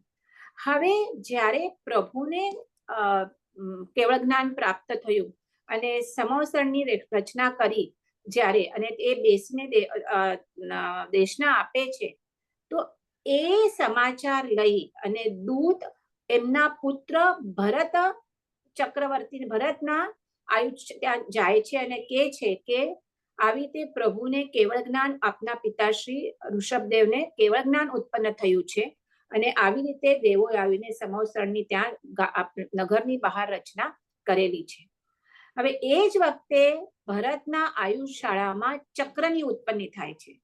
ચક્રની ઉત્પત્તિ કારણ એ ચક્રવર્તી થવાના હતા, એટલે ચક્રની ઉત્પત્તિ એમના આયુશાળામાં થાય છે.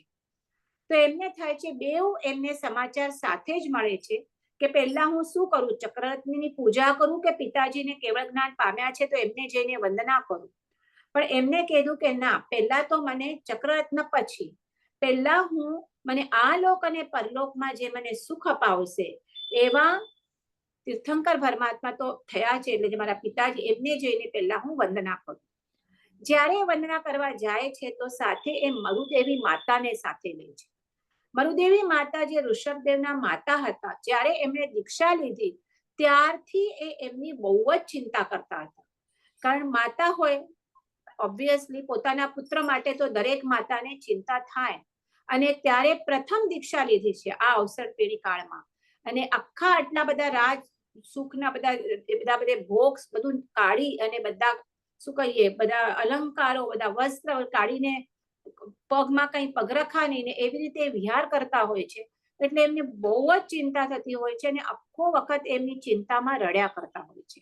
અને ભરતને ઉપાલંબ આપતા હોય છે કે તું અહીંયા રાજ ભોગવે છે, પણ ત્યાં મારો દીકરોની શું કન્ડિશન છે, તું એની ધ્યાન નથી આપતો. એટલે જ્યારે ભરત નીકળે છે વંદન કરવા, ત્યારે પ્રથમ મરુદેવી માતાને સાથે લે છે કે તમે આટલી ચિંતા કરો છો, પણ હવે જુઓ તમારા પુત્રના કેવા સરસ એમની સિદ્ધિ, એટલે રિદ્ધિ સિદ્ધિ છે. એમ કરી અને ગજ એટલે હાથીના અંબાડી ઉપર બેસાડી અને મરુદેવી માતાને એ સમોસરણ બાજુ લઈ જાય છે. સમોસરણમાં આવતા જ્યારે મરુદેવી માતા જુએ છે એમની વૃદ્ધિ કેવી હોય સમોસરણની, તો વૃદ્ધિ આપણે જો એનું ડિસ્ક્રાઇબ કરવા બેસીએ, એક ગઢ રત્નનો, એક ગઢ સુવર્ણનો, એક ગઢ રૂપાનો, મણીના કાંદરા હોય, બધી વર્ણન આપો આપણે સમોસરણનો જોઈએ તો આપણને એમ થાય કે એ દેવોનું જ કરી શકે, મનુષ્યનું શક્તિ જ નથી કે આવી સમોસરણ એ રચાવી શકે. તો વૃદ્ધિ જોઈને એ છપ થઈ જાય છે અને એટલું બધું એટલે કહું છું ને, રડ્યા હોય છે, એમના આંખો ઉપર પડળ આવી ગયા હોય છે. અને ત્યારે એ પ્રભુ તો દેશના આપતા હોય છે. હવે પ્રભુ તો વિતરાગ બની ગયા છે, એમના માટે તો કોણ માતા, કોણ પુત્ર, કોણ શું.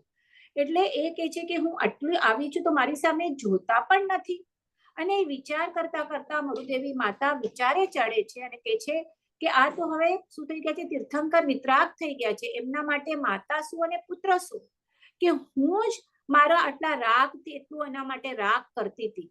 અને એમ વિચાર કરતા કરતા એક શપક શ્રેણીએ ચડે છે અને ત્યાં હાથીના અંબાડી ઉપર મરુદેવી માતા કેવળ જ્ઞાન કેવળ દર્શન પ્રાપ્ત કરે છે.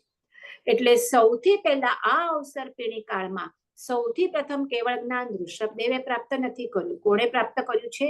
મરુદેવી માતાએ પ્રાપ્ત કર્યું છે, અને એ પણ હાથીના અંબાડી પર બેસી.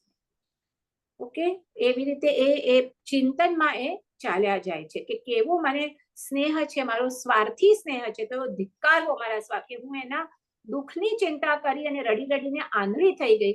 પણ આ તો એને તો કેવા દેવ અને અસુર બધા એમને એમની સેવા કરે છે. અને ત્યાં જ એ કેવડી થઈ અને ત્યાં જ એમનું આયુષ્ય પૂર્ણ થાય છે. એટલે અંતઃકૃત કેવડી કહેવાય. એટલે ત્યાંથી જ કેવડી થાય એટલે ઓબ્વિયસલી મોક્ષે ગઈ. એટલે કેવળ જ્ઞાન થયા પછી તરત 48 મિનિટના અંદર તરત જે મોક્ષે જાય એને શું કહેવાય? અંતઃકૃત કેવડી કહેવાય. તો આ એક અહીંયા તો ગયા. હવે અહીંયા ઋષભદેવની આ તો થયા, કેવળ જ્ઞાન થયા, ચતુર્વિધ સંઘની સ્થાપના કરી, સાધુ સાધ્વી શ્રાવક શ્રાવિકા ગણધર પદોએ સ્થાપ્યા. આ બાજુ હવે ભરત ચક્રવર્તી પાછા આવે છે, ચક્રરથની પૂજા કરે છે, અને એ ચક્રવર્તી એટલે 6 ખંડના એ રાજા. તો બધા ઠેકાણે 6 ખંડ ચાલવા, આગળ એ ચક્રરત્ન ચાલે અને પાછળ પોતે ચાલે, અને આવી રીતે 60,000 વર્ષ સુધી તો આયુષ્ય મોટા મોટા હતા. પહેલા જ આપણે જોયું, પહેલા આરામાં, બીજા આરામાં, ત્રીજા આરામાં, એટલે મોટા મોટા આયુષ્ય હતા. એટલે 6 ખંડ સાધીને પાછા આવે છે તો એમને ખ્યાલ આવે છે કે જે ચક્ર છે એ આયુધ શાળામાં અંદર પ્રવેશ કરતું નથી. અને બીજા બધા રાજાઓને એટલે બધા માંડલી એ આવીને ચક્રવર્તી તરીકે એમનો અભિષેક કરે છે. હવે જ્યારે એ ગયા હોય છે, અહીંયાથી જ્યારે જાય છે ત્યારે જે બ્રાહ્મી અને સુંદરી એ બે બેનમાંથી બ્રાહ્મીએ તો મને લાગે છે ત્યારે જ પ્રભુ પાસે દીક્ષા લીધી હોય છે, અને સુંદરીને દીક્ષા લેવી હોય છે, પણ ભરત રાજા એમને દીક્ષા લેવા માટે અનુમતિ આપી નથી હોતી. એ અત્યંત સુંદર હોય છે, એટલે કે તું, અને ત્યારે તો મેં કીધું જે યુગલિયા તરીકે ઉત્પન્ન થાય ભાઈ બહેન, એ જ મોટા થઈને પતિ પત્ની તરીકે થાય, એટલે કે આ તો મારી સ્ત્રી રત્ન થશે એમ કરી અને એને દીક્ષા લેવાની રજા નથી આપતી. એટલે સુંદરી શું કરે છે, એને ખબર પડે છે કે જે ચક્રવર્તીનું જે સ્ત્રી રત્ન હોય એ નિયમથી મરીને છઠ્ઠે નરકે જાય, એટલા બધા ભોગ ભોગવે ને કે મને નરકે નથી જોવે, તો દીક્ષા લેવી હોય છે. પણ હવે આ રજા આપતા નથી, તો એ શું કરે છે, એ દિવસથી આંબિલ ચાલુ કરે છે. 60,000 વર્ષ જ્યાં સુધી ભરત પાછા નથી આવતા ત્યાં સુધી કન્ટિન્યુઅસ સુંદરીના આંબિલ ચાલુ હોય છે. એટલે જ્યારે એ આંબિલ તપ ચાલુ થાય છે, એટલે જ્યારે એ પાછા આવે છે ત્યારે ઓબ્વિયસલી સુંદરી એકદમ દુર્બળ થઈ ગયા હોય છે. તો કે કેમ તમારી આવી અવસ્થા, ક્યારે કેવા હતા કેવા થઈ ગયા? તો એ કારણ કે છે કે મને આ ભોગ નથી ભોગવવા તમારી શ્રી રત્ન તરીકે, એટલે મેં આંબિલ તપ ચાલુ કર્યું છે અને તમે મને દીક્ષા આપવાની રજા આપી નથી. એટલે એ ભરત રજા આપે છે કે તમે જાઓ, દીક્ષા લો અને તમારા આત્માનું કલ્યાણ કરો. હવે ચક્રવર્તી તરીકે રાજ્યાભિષેક થયો, પણ હજી સુધી ચક્ર આયુધ શાળામાં નથી પહોંચતું. કારણ પૂછે છે તો કહે છે કે બીજા તો બધા રાજાઓ શું થાય છે, 6 ખંડના રાજાઓને જીતી લીધા, પણ જે એમના સગા ભાઈઓ છે, 98 પુત્ર હોય છે, એમનાથી નાના બાહુબલી જે પાસેના તક્ષશિલા રાજ્ય આપ્યું હોય છે, અને બીજા બધા 98 ભાઈઓને ઋષભદેવ ભગવાને દીક્ષા લેતા પહેલા બધાને રાજ્ય વેચી આપ્યું હોય છે. તો એ તો હજી એમની પાસે જ હોય છે, એટલે દૂતોને મોકલાવે છે. કોનું નથી આમાં?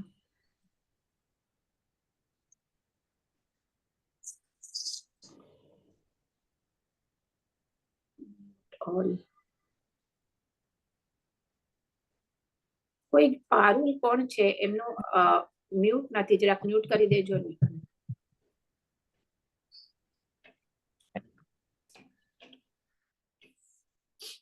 હા, તો ક્યાં સુધી હતું? તો હા, એ 98 ભાઈઓને એક દૂત મોકલાવે છે કે શું કરો, તમે આ ભરત રાજાના અંડર એમની આજ્ઞા માનો. તો પહેલા તો 98 ભાઈએ વિચાર કર્યું કે આપણે બધાને, ભરતને પણ આપણા પિતાએ રાજ્ય આપ્યું છે, આપણને પણ આપ્યું છે, તો આપણે શું કામ આવી રીતે કરે છે? પણ હવે એ લોકોમાં એટલી કેપેસિટી નથી કે ભરત સામે એ થઈ શકે, અને કે અમને ભરતની સેવા કરવી નથી, એટલે જાય છે પોતાના પિતા પાસે આ ફરિયાદ લઈને. અને તો પિતા કહે છે, પ્રભુ કહે છે, તો પ્રભુ કહે છે કે તમે આ જે તમને રાજ્ય જોઈએ છે, ફાઇનલી તમને ક્યાં લઈ જશે? તો તમારું આત્માનું કલ્યાણ કરવું હોય તો તમે દીક્ષા લો. એટલે આ 98 પુત્ર બધાએ શું કરે છે? દીક્ષા લે છે. એટલે ઓટોમેટિક એમનું રાજ્ય ક્યાં ચાલુ જાય છે? ભરત પાસે ચાલુ જાય છે. હવે રહ્યો એક જ, કોણ? બાહુબલી. બાકી તો ઓલરેડી 6 ખંડના બધા રાજાઓ એમની આડ નીચે આવી ગયા છે, ભરતના આડ નીચે. એક બાહુબલી બાકી રહે છે, એની પાસે એ દૂતને મોકલાવે છે. બાહુબલી હોય છે તક્ષશિલાના રાજા હોય છે, એ પોતે પણ અત્યંત શક્તિશાળી હોય છે. એ ના પાડે છે, તો ગુસ્સો આવે છે કે આટલું બધું તને આપ્યું છે પિતાએ ને કેમ આટલો લોભ કરે છે? એટલે દૂતને તો એકદમ ધૂતકારીને કાઢી મૂકે છે. એટલે ભરતને પણ ગુસ્સો આવે. દૂત કહે છે કે આ તમારા ભાઈ બાહુબલી તો માનવા તૈયાર નથી.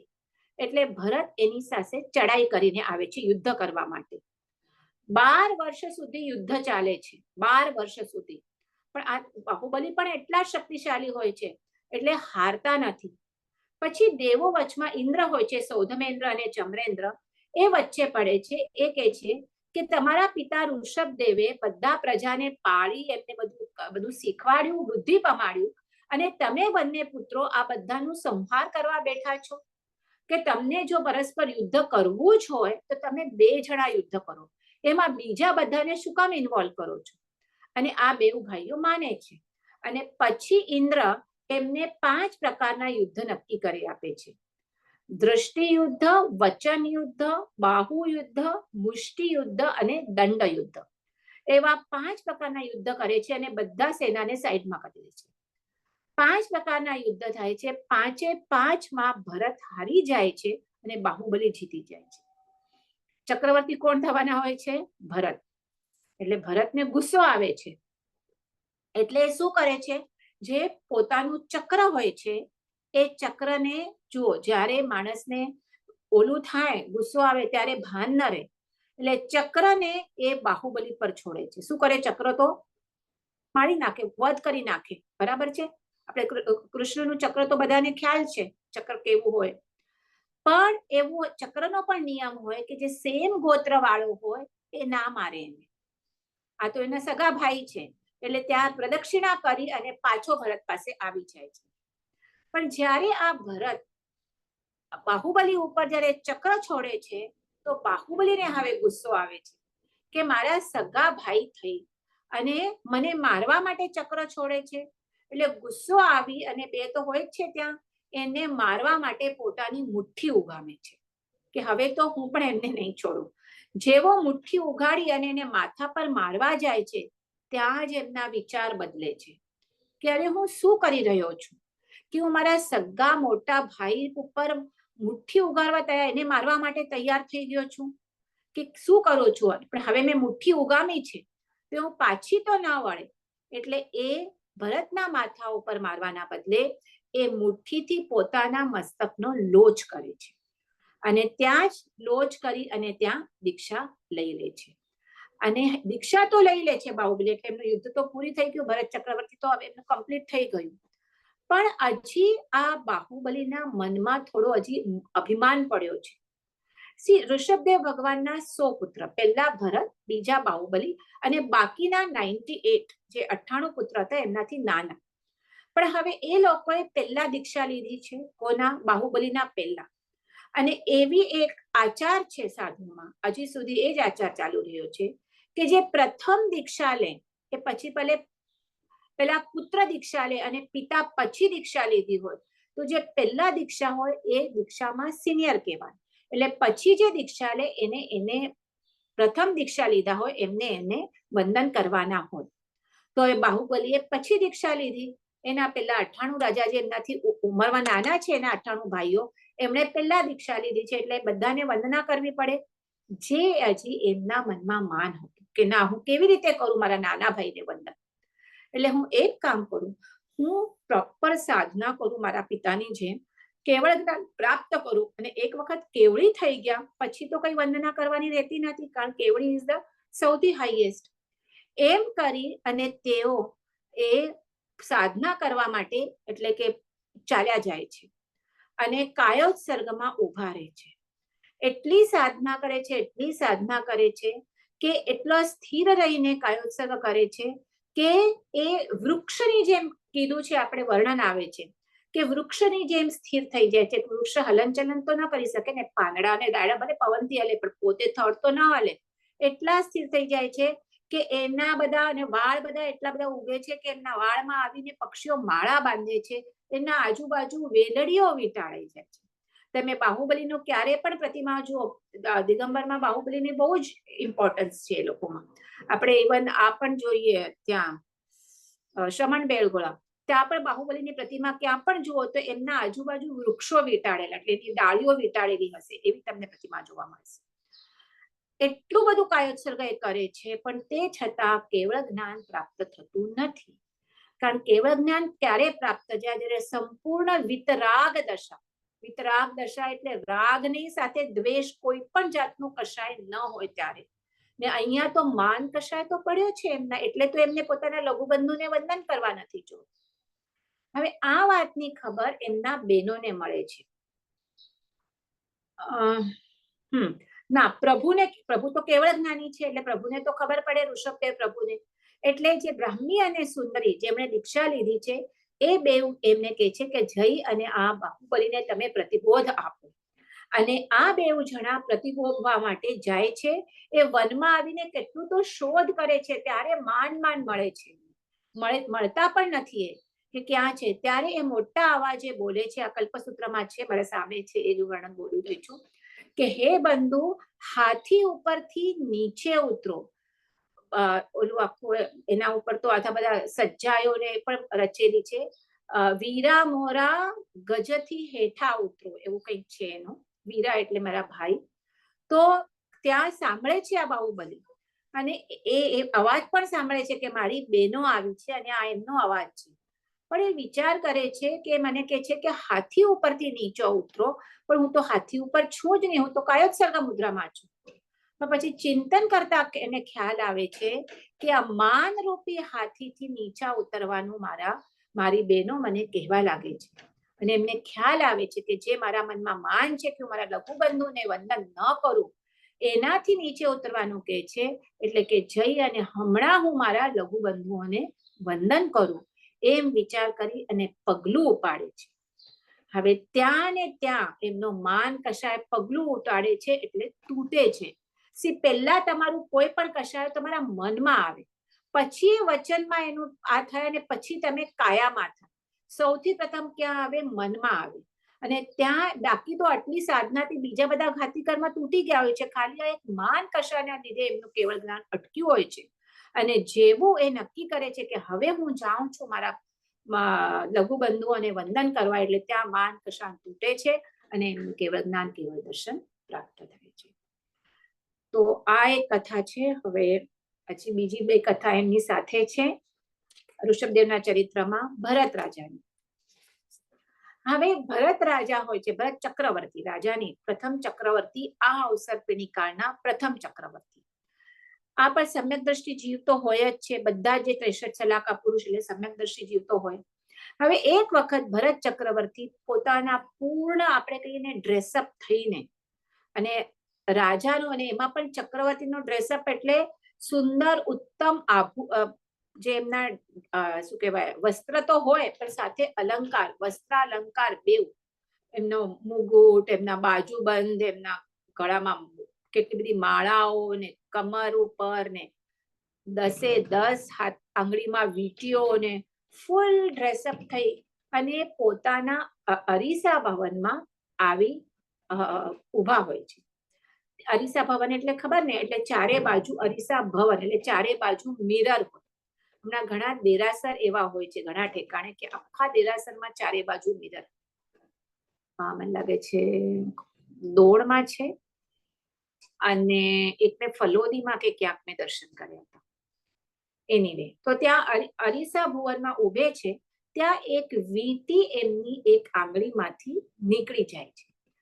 એટલે એ આંગળી એકદમ શોભા રહિત દેખાવા લાગે છે. એટલે એ બીજા આભૂષણો પણ ઉતરાય છે. તો જેમ જેમ ઓલા આભૂષણો ઉતરવા લાગે છે એ અંગ એને શોભા રહિત આ ભરત ચક્રવર્તીને દેખાવા લાગે છે અને ત્યાં એમને અનિત્ય ભાવનામાં એ ચડે છે.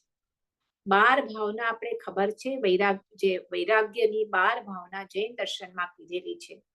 બધાને ખ્યાલ હશે. હું 12 ભાવનામાં નથી જતી એટલી ડિટેલમાં, પણ જસ્ટ તમને નામ કહું છું. સૌથી પહેલા અનિત્ય ભાવના છે.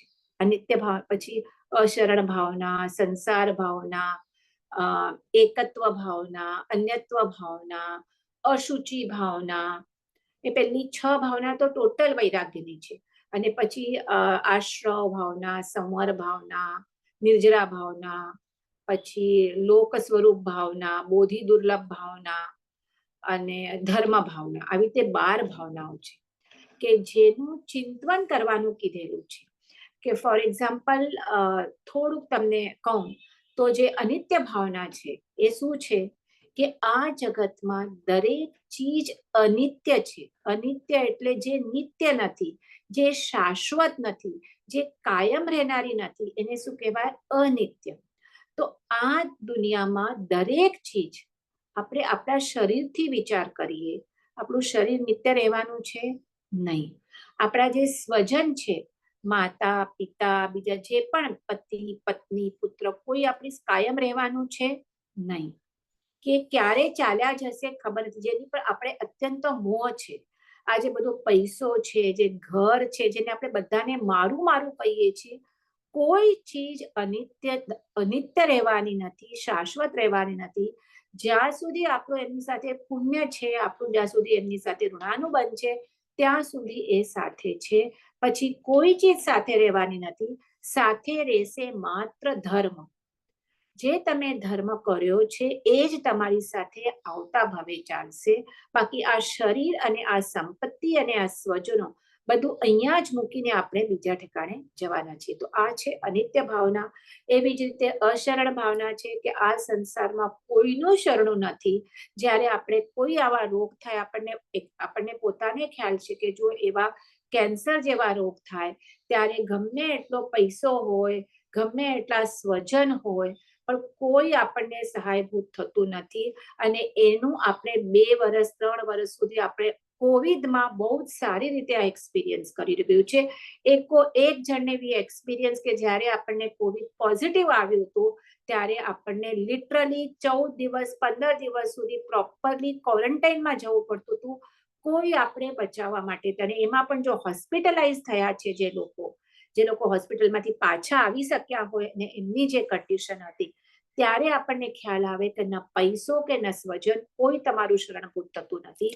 શરણભૂત હોય તો માત્ર એક ધર્મ છે. એવી જ રીતે સંસાર ભાવના છે કે આ સંસાર 4 ગતિનો સંસાર કેવો દુઃખમય છે. 4 ગતિમાં અનંત કાળ સુધી આપણે ફરી રહ્યા છીએ અને એમાંથી બહાર નીકળવા માટે સંસાર તો આપણે જોઈએ છે કેટલો દુઃખમય છે. બધા ઠેકાણે કેવા આપણે પેપર ખોલીએ અને ખાલી જોઈએ કે અહીંયા રેપ થયું, અહીંયા એક્સિડન્ટ થયો, અહીંયા યુક્રેન ને રશિયા વચ્ચે બોમ્બારો ચાલે છે વગેરે વગેરે.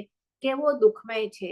તો એ સંસાર ભાવના, એમાંથી આપણે બચવું હોય તો માત્ર ધર્મ આપણો આશ્રયભૂત છે. એકત્વ ભાવના, અન્યત્વ ભાવના, આપણે એકલા છીએ, એકલા આવ્યા છીએ અને એકલે જ પાછું જવાનું છે. જે કર્મ તું કરશે એ તને એકલાને જ ભોગવાનું છે. એની સાથે અન્યત્વ ભાવના કે બીજા બધા જ એકત્વ અને અન્યત્વ ભાવના સાથે ચાલે, કે બીજું બધું જ અન્ય છે, કોઈ ચીજ તારી સાથે નથી, માત્ર ધર્મ જ તારી સાથે રહેવાનો છે. અને અશુચિ ભાવના, અશુચિ એટલે જે દેહ પર આપણે આટલું મમત્વ છે, એ દેહ કેવો છે, અહમ ભાવ છે, મમ ભાવ છે, મમત્વ ભાવ છે, જેના માટે આપણે લેડીઝ તો સ્પેશિયલી જેને શણગારવા માટે આપણે બ્યુટી પાર્લરમાં જઈએ, લગ્નમાં આપણે બ્યુટિશિયન્સને બોલાવીએ, એ દેહ કેવો છે? માત્ર એના ઉપર આસુ છે, ચામડી છે. એ ચામડીને હટાવીએ તો બધું મળ મૂત્ર લોહી પરુ એનાથી ભરેલું છે. અને ચામડી ઉપર છે ત્યારે પણ એના જે 3.5 કરોડ જે ઓપનિંગ છે એમાં કન્ટિન્યુઅસ એમાં એટલા બધા રોગ ભરેલા છે. અને જે ઓપનિંગ્સ છે એમાંથી તો કન્ટિન્યુઅસ આપણને પસીનો વગેરે બધું જે આ જે દુર્ગંધ એ એમાંથી બહાર નીકળતું જ હોય. એવા અશુચિમય ભરેલા દેહ પર આપણે આટલો મોહ કરીએ છીએ.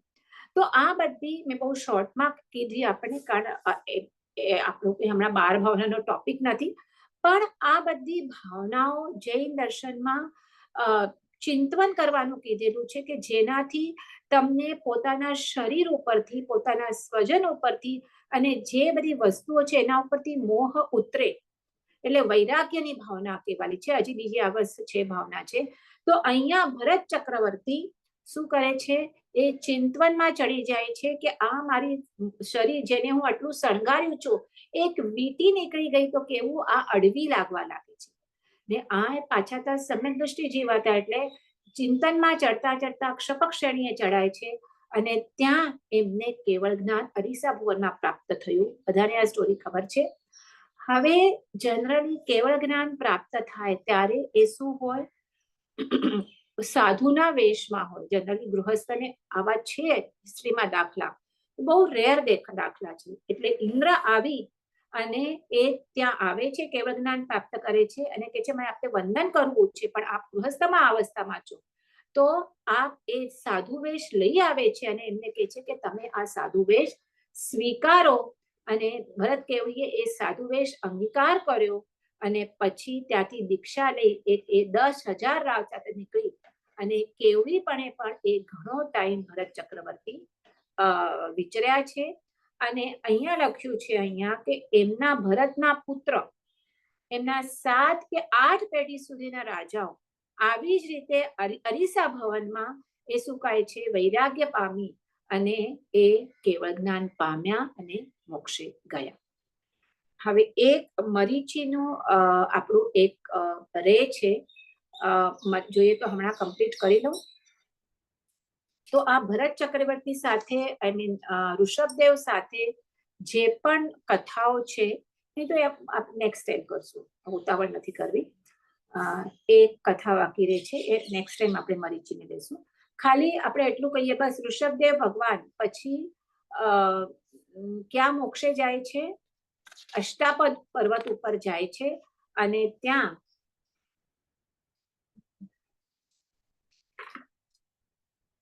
અષ્ટાપદ પર્વત ઉપર પદ્માસને બેઠેલા ઋષભદેવ ભગવાન 24 ઉપવાસ હોય છે અને ત્યાં પ્રભુ નિર્વાણ પામ્યા. અને એ વખતે પ્રભુ સાથે બાહુબલી વગેરે પ્રભુના 99 પુત્ર બન્યું.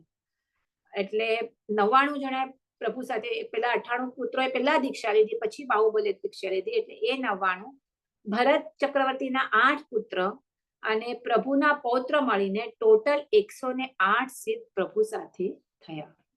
અને એક દિવસે બીજા પણ 10,000 મુનિઓ મોક્ષે ગયા. તો આવી રીતે ઋષભદેવ ભગવાન ક્યાંથી મોક્ષે ગયા? અષ્ટાપદ પર્વતથી મોક્ષે ગયા.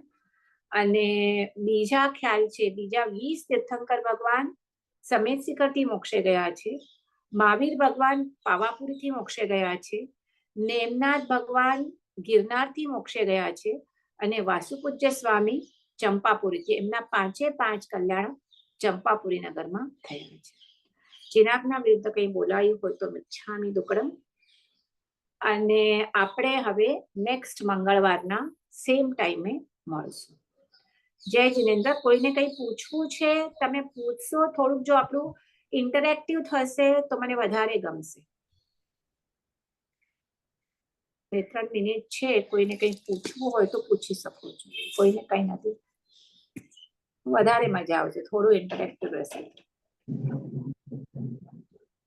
Jai Jinendra. ઓકે, ચલો જય Jinendra. Overall, it was very simple and nice. સારું લાગ્યું. That is okay, પણ કોઈને કંઈ પૂછવા માટે હા પૂછી શકો, બીજાને પણ ખ્યાલ આવે. ને એક તો એ યાદ રાખવાનું છે, બધા તીર્થંકરને પંચમુષ્ટિ હતી લોંચ, ઋષભદેવને 4 હતી લોચની. હા અને કુણબીના મોંમાં એનું પેલું મુખ ભૂલી ગયા હતા કાઢવાનું. શું ગાયનું કપડું કુણબી ના ઓલામાં કણબીના કણબી, ભાવમાં હા બળદ કણબી, ઉપર, ગાયની બળદ બળદના ઉપરથી, મોઢા ઉપર. બળદ ઉપરથી, એટલે હા એમને એક 12 પહોરનો એમને ઓલા બળદોને આહાર પાણીનો હા 12 પહોર, અંતરાય થયો. એના એટલે યસ, 12 મહિના સુધી એમને અંતરાય હા થયો. હા. એટલે એટલે એની 1 વર્ષ સાથે સુધી એમને કરમ નડ્યા બધા બીજા આ અંતરાય કર્મ, ભવમાં. એ અંતરાય કર્મ કહેવાય. હા અંતરાય કરમ 1 વર્ષ સુધી. 1 વર્ષ હસ્તિનાપુરે સુધી એનું એમને આહાર પાણી નહીં મળે. ઇક્ષુરસથી પારણું થયું. Okay, thank you. Thank you. પ્રણામ. જય જય જગન્નાથ. જિનેન્દ્ર. જય જગન્નાથ. પ્રણામ પ્રણામ. પ્રણામ.